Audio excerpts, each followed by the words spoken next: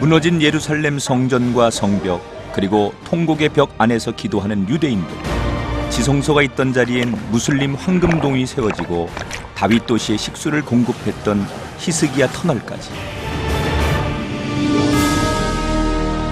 예수님의 마지막 여정을 따라 우리를 죽기까지 사랑하셨던 십자가의 길, 구원의 완성을 이루신 그 현장 예루살렘, 예수님을 기억하며 예루살렘 두 번째 이야기가 시작됩니다.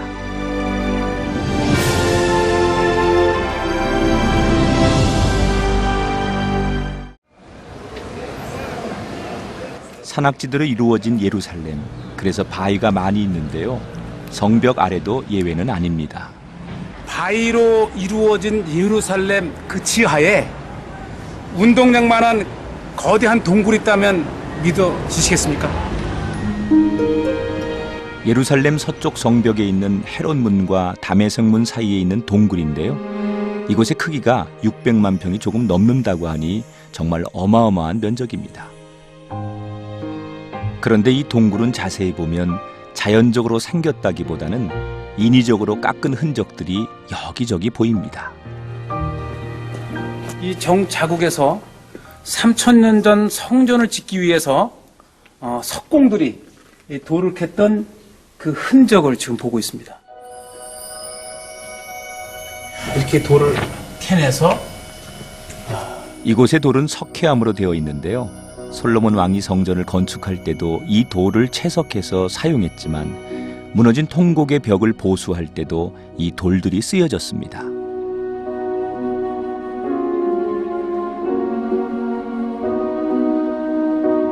성전을 건축할 때 사용되어 이 동굴을 솔로몬의 채석장이라고 부르지만 시드기야 동굴로도 불리는데요. 바벨론이 쳐들어왔을 때 시드기야 왕이 이 지하 동굴을 통해 성 밖으로 도망을 갔다고 추정하기 때문입니다. 동굴은 넓은 면적만큼이나 깊이도 200m나 될 정도로 깊은데요. 시드기야 왕이 쳐들어오는 바벨론 군대를 피해 얼마나 다급하게 이곳을 빠져나갔을지 상상이 되십니까? 동굴의 끝자락에 다 닿으면 물이 흐르는 소리가 들립니다. 이 시드기야의 눈물이라고 부르는 곳입니다.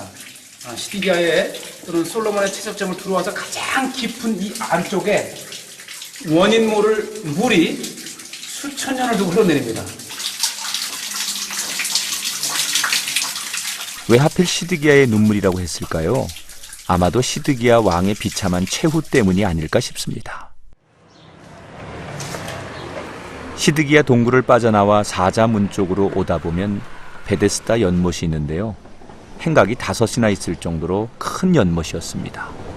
양문으로 들어와서 양문 곁에 베데스다 연못이 있습니다. 이 베데스다 연못은 38년 된 병자가 치유를 받은 곳인데 은혜의 장소라는 뜻을 지닌 베데스다 연못. 기드론 골짜기에서 흘러들어오는 빗물을 모아 예루살렘 성전에 물을 공급했는데요. 성전 서쪽 벽 수로의 시작점이 바로 베데스다 연못입니다. 로마 시대 때까지 거슬러 올라가는 베데스다 연못의 일부가 이렇게 남아 있습니다. 그러나 원래 이 베데스다의 규모는 5 행각이 있을 정도로 아주 거대했죠. 우리가 이제 밖을 나가 보면 얼마나 원래 베데스다의 연못의 크기가 컸었는지 한번 보실 수 있습니다. 베데스다 연못은 길이 150m, 폭이 50m, 깊이가 20m나 되는 거대한 직사각형으로 5개의 행각이 있었는데요. 예수님 당시에는 이 행각들이 치료소로 사용되었습니다. 욕실과 병실을 갖춘 연못에는 언제나 병자들이 끊이지 않았는데요. 38년 된 병자도 아마 이 행각에서 천사가 물을 동할 때까지 기다렸을 겁니다. 전쟁으로 성전이 무너진 것처럼 베데스다 연못도 일부가 흙으로 메어졌습니다. 우리가 밖에서 볼 때 이 전 지역이 다 거대한 마당으로 보였었는데 이 마당 이 한 구석을 파보니까 이렇게 완벽하게 방수 처리된 한 연못이었다는 것이죠.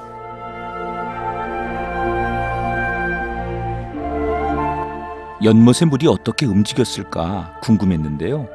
좁고 깊은 수로를 보니 상상이 갑니다. 베데스다 연못 바로 옆에는 마리아의 어머니 성 안나를 기념하는 교회가 있습니다.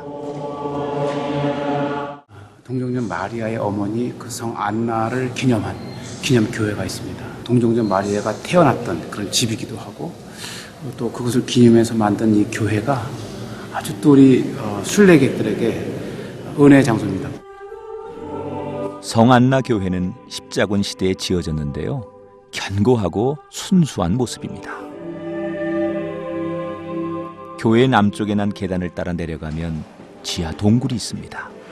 성안나 교회 지하에는 안나가 태어났다고 하는 그런 장소를 기념을 하면서 이 거대한 건물이 교회가 지어진 거고 또 하필이면 이것이 베데스다 연못 안에 위치를 해 있습니다. 산악지대로 이루어진 예루살렘도 고대에는 동굴집의 형태였습니다. 진짜 성 안나가 태어나신 곳은 또 이 동굴 안이라 됩니다. 지금 잠겨 있죠. 아마 고대에는 동굴집 자체가 집의 역할도 하고 갇혀 있어요.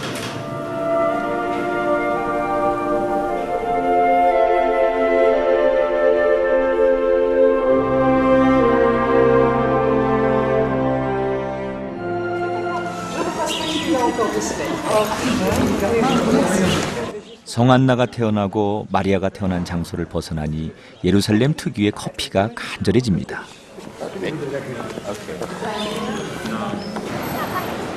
커피를 마시러 길거리 찻집을 찾았는데요.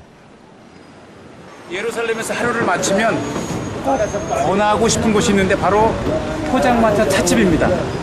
예루살렘의 그 천년의 향을 이 지배해온 커피향 최고입니다. 길거리 찻집에서 커피를 끓이는 모습이 낯설면서도 친근한데요. 아무리 급해도 한 잔씩만 만듭니다.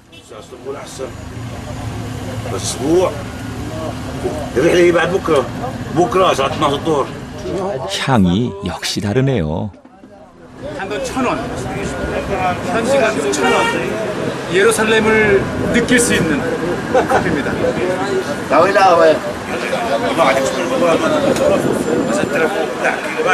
진해요.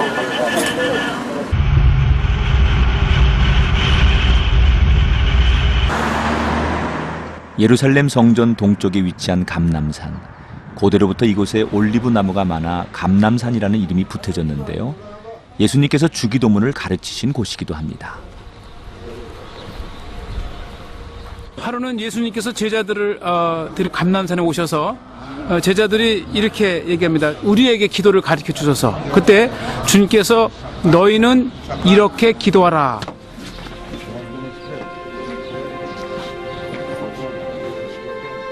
예루살렘을 향한 마지막 여정에서 예수님은 주기도문을 제자들에게 가르치시는데요. 제자들은 주님의 기도문을 듣고 어떤 생각을 했을까요? 여전히 이스라엘의 회복을 생각했을까요? 아님 복음을 생각했을까요? 이 동굴에서 예수님께서 제자들에게 주의 기도문을 가르쳐 주셨다고 하는 것입니다.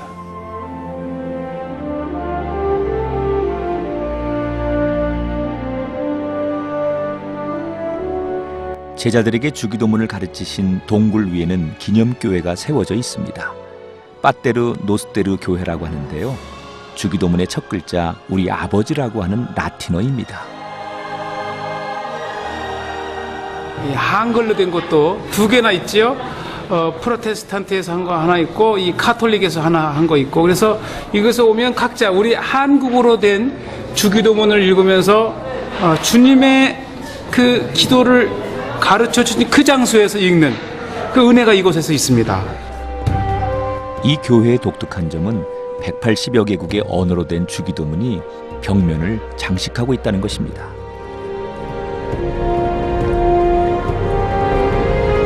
감람산 정상에서 50여 미터를 내려오면 오른쪽에 눈물교회가 있습니다.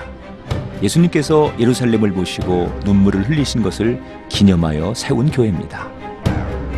누가복음 19장 41절에 보면 가까이 오사 성을 보시고 우시며 이렇게 해서 예수님께서 곧 성을 멸망할 또 파괴될 이런 성을 보시면서 우셨다가는 그런 장소에 세워진 기념교회 도미너스 플레빗 눈물교회입니다.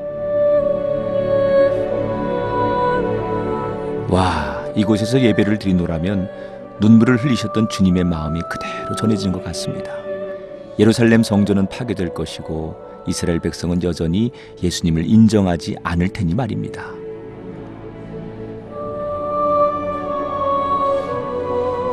눈물교회 재단에서 정면으로 보면 무덤교회가 보이는데요. 예수님의 눈물이 가슴에 더 확 와닿는 것 같습니다.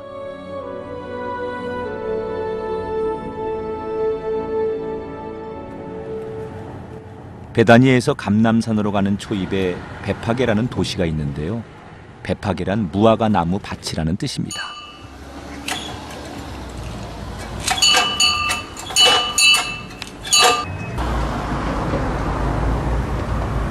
감람산에서 베다니 사이에 베파게가 있습니다. 이곳은 예수님께서 종려주일 때에 예루살렘을 입성하실 때에 이곳 베파게에서 나귀를 타시고 이제 마지막 예루살렘에 입성하시는 그 시작점이 바로 이곳 베파게 기념교회입니다.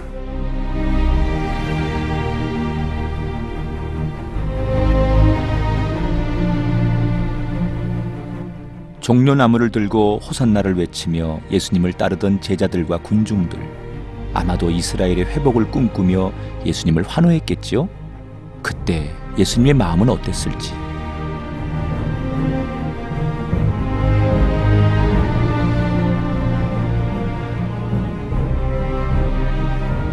예수님은 오히려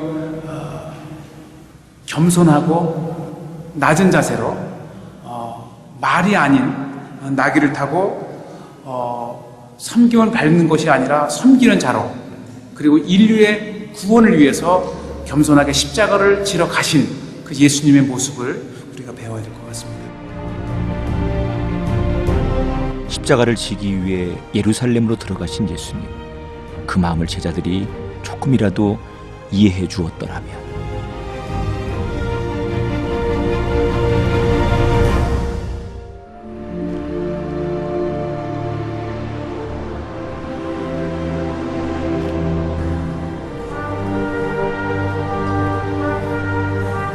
기름을 짜는 틀이라는 뜻을 지닌 겟세마네. 이곳에서 예수님은 우리의 구원을 위해 기름을 짜듯 땀방울이 핏방울이 될 때까지 기도를 하시는데요. 이곳을 밟는 마음이 가볍지만은 않습니다. 예수님께서 유월절 만찬을 잡수시고 이곳에 오셔서 땀방울이 핏방울이 되기까지 기도하셨던 장소.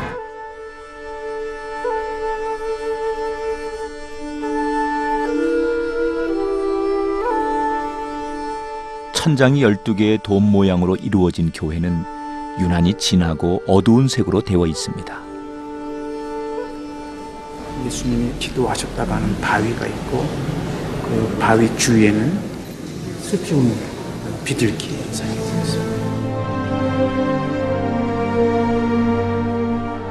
예수님이 엎드려 기도하셨던 바위, 십자가의 죽음이 얼마나 고통스러운지 알고 있기에 인간 예수님도 얼마나 피하고 싶으셨을까요? 신이시면서 인간이셨던 예수님의 고통과 고뇌가 고스란히 전해져 오는 것 같습니다.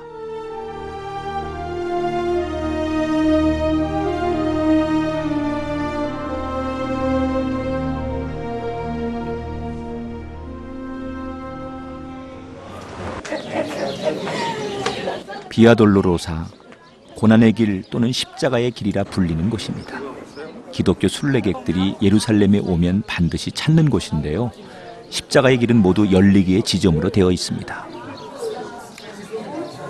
매주 금요일 오후 3시가 되면 성금요일에 예수님께서 십자가를 지고 빌라도 법정에서 골고다까지 오르신 그 행사를 재현을 합니다. 지금은 이슬람 초등학교로 변해 있지만 이곳이 빌라도 법정이 있던 곳입니다. 시작하는 지점은 옛 빌라도의 법정으로 예수님에게 사형 언도를 내리신 그 장면부터 시작을 합니다. Un souffert en dehors de la porte de la ville. 순례의 시작을 알리는 사형 언도가 내려집니다. 당시에 빌라도의 판결을 들었던 제자들은 얼마나 절망적이었을지 생각만으로도 괴롭습니다. 빌라도가 예수님에게 사형 언도를 내리는 그 말을 라틴어, 영어, 아랍어 이렇게 다양한 언어로 재현을 하고 있습니다.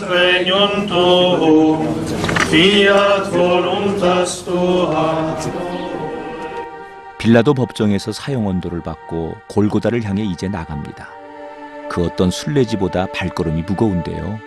이것은 예수님께서 로마 군인들에게 조롱당하며 채찍을 맞으신 곳입니다.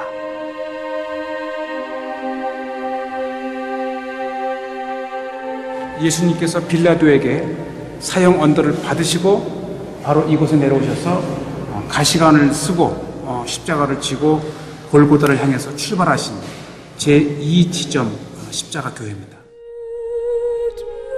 살이 찢기는 채찍을 맞고 무거운 십자가를 지셔야 했던 예수님. 순례자들은 길을 걷다 다리가 아픈 것이 고작이겠지만 예수님은 한 걸음 한 걸음이 고통의 연속이었을 것입니다.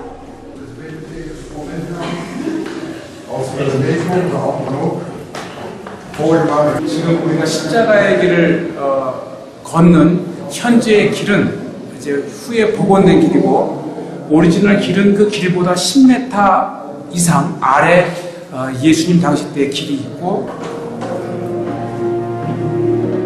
파괴되고 그 위에 건축되고 또 파괴되고 건축되는 일이 반복되었던 예루살렘. 그래서 예수님 시대의 길은 요즘 길보다 아래에 위치해 있습니다. 지금 저는 예수님 시대 때에 예수님이 걸었을 그러한 십자가의 오리지널 길에 와 있습니다. 당시에 이 로마 시대 때에 그 길 그대로 바위로 만든 로마 시대 때 길을 보고 계십니다. 이렇게 해서 예수님이 십자가를 지시고 골고다로 향하셨던 그러한 역사적인 길입니다. 십자가를 끌며 이 울퉁불퉁한 길을 걸을 때마다 채찍 맞은 온몸에 전해졌을 고통. 그 고통을 생각하면서 걷는 이 길이 그저 은혜이고 감사이고 감동뿐입니다.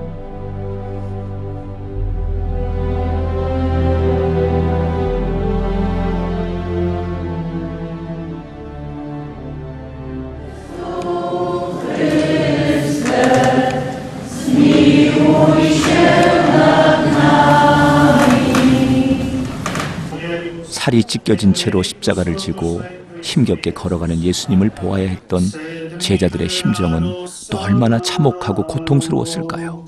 아마 구레네 시몬도 그런 뒤섞인 감정으로 예수님을 바라보았겠죠. 각 지점마다 간단하게 기도하고 그 예수님의 행적을 되새기는 역할입니다. 십자가의 길 3지점과 4지점은 거의 같은 곳에 있는데요. 예수님께서 어머니 마리아를 보고 잠시 멈추신 장소입니다.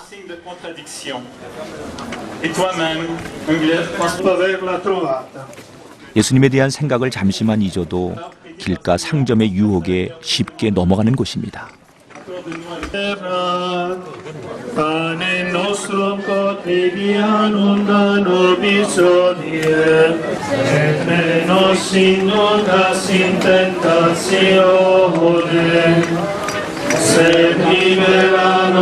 구레네 사람 시몬이 이곳에서 예수님의 십자가를 대신 지시고 올라간 그런 장소죠.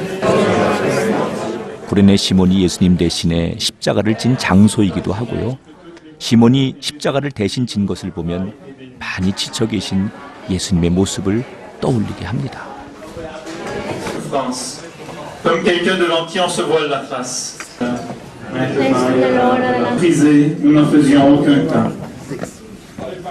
Donne à tous ceux qui se déclarent. Et ne nos inducas in tentazione. Con il Vangelo che 무거운 십자가를 지고 가던 예수님이 두 번째 넘어지신 것입니다. 그가 찔림은 우리의 허물을 인하며 그가 상함은 우리의 죄악 때문이라. 이것은 예수님께서 무거운 십자가를 견디지 못하고 넘어지신 7지점입니다. Ave Maria, piena di grazia, il Signore è con te. 시장길이 복잡하지요. 화려하고 그래도 곁눈질로 마음을 빼앗기시면 안 됩니다. 이 길은 예수님께서 고통스럽게 지나가신 길이니까요.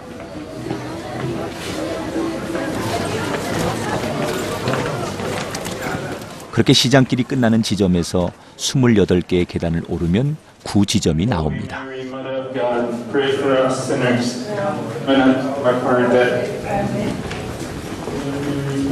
예수님을 따르는 길이 넓고 편안한 길이 아니라 좁고 협잡하여 걷기도 불편한 길이라는 것을 다시 생각하게 하는 곳입니다.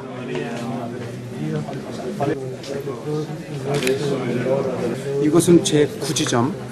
예수님께서 십자가를 지고 가시다가 세 번째 넘어지신 장소입니다. 사순절과 부활절 시기에 가장 많은 순례객들이 찾는 곳인데요. 좁은 문으로 들어가 다시 작은 길을 따라가면 예수님이 묻히신 무덤이 있습니다.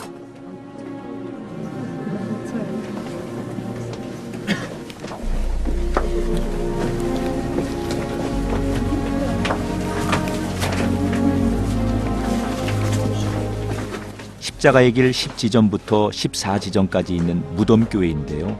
현재 이 무덤교회의 소유주는 무슬림입니다. 아이러니하게도 아침 저녁으로 무슬림이 교회 문을 열고 닫습니다.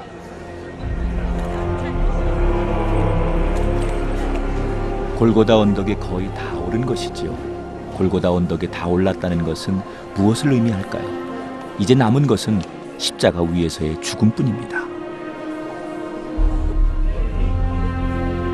예수님이 마지막 죽음이 있었던 이곳, 그리고 부활과 함께 인류의 구원이 완성된 이곳은 그래서 슬프면서도 기쁜 곳입니다.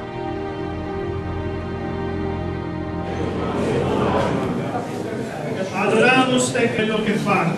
이곳이 예수님께서 십자가에 못 박히신 장소입니다. Gloria Patri et Filio. 이곳은 십자가의 길 12지점이고요. 제단 밑 가운데에는 움푹 패인 곳이 있는데 바로 십자가가 서 있던 자리입니다.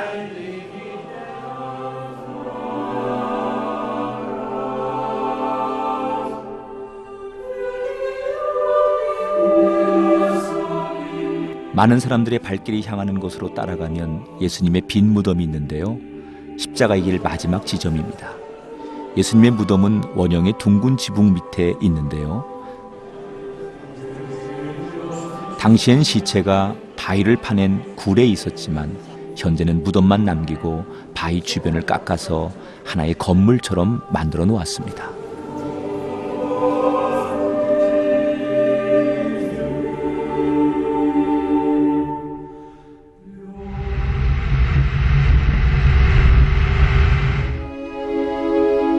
부활 후 40일 동안 제자들과 함께 하신 예수님은 마지막 지상 명령을 내리시고 제자들이 보는 앞에서 구름 위로 올라가십니다.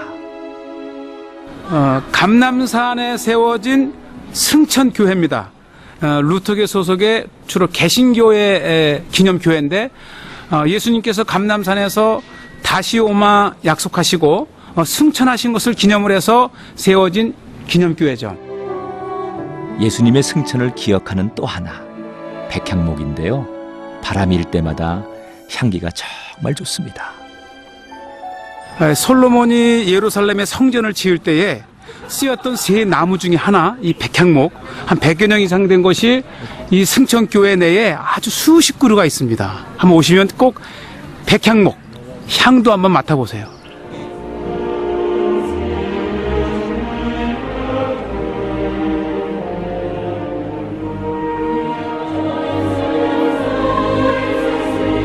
모두 기억하실 겁니다. 예수님의 지상명령. 오직 성령이 너희에게 임하시면 너희가 권능을 받고 예루살렘과 온 유대와 사마리아와 땅끝까지 이르러 내 증인이 되라. 이제 예수님의 명령을 기억만 하지 말고 실천할 때가 아닐까 싶습니다.